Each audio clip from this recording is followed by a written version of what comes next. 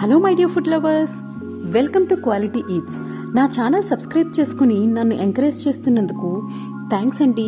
ఈరోజు మన recipe manganese, vitamin B6 అధికంగా ఉన్న చామదుంపల పులుసు. ఇది ఎంత టేస్టీగా ఉంటుందో అంతకంటే చాలా ఆరోగ్యవంతమైనది.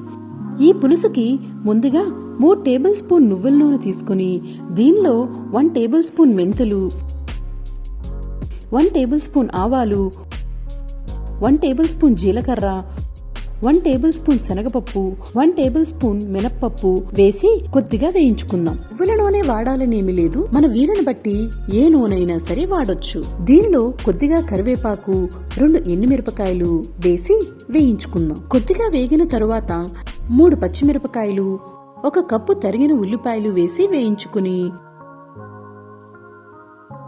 మూత పెట్టుకుని కొద్దిగా మగ్గనిద్దాం.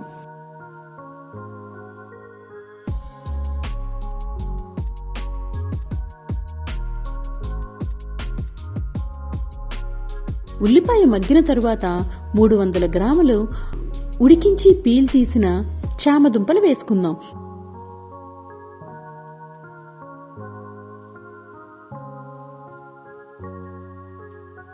దీనిలో 1/2 టేబుల్ స్పూన్ పసుపు,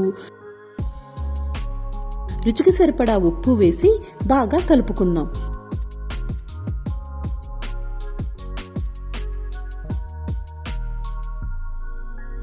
వన్ టేబుల్ స్పూన్ కారం వేసుకుని కొద్దిగా కలిపి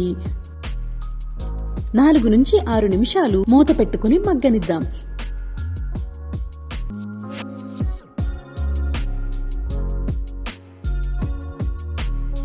దీనిలో చింతపండు రసం కూడా వేసుకుందాం.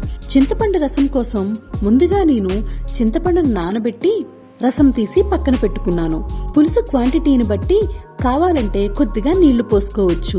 బాగా కలిపిన తర్వాత 8 నుండి 10 నిమిషాలు మరగనిద్దాం. పులుసు తలతలా మరుగుతున్నప్పుడు కొద్దిగా బెల్లం వేసుకుందాం. బెల్లం పులుసు టేస్ట్ ని బ్యాలెన్స్ చేస్తుంది.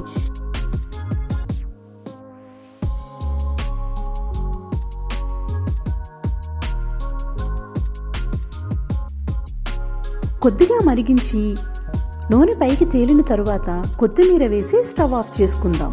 వేడివేడిగా అన్నంలో తింటే చాలా బాగుంటుంది. ఎంతో హెల్త్ బెనిఫిట్స్ ఉన్న చామదుంపల పులుసు మట్టి పాత్రలో చేసుకోవడం వలన పోషక విలువలు ఇంకా పెరుగుతాయి. Thank you for watching.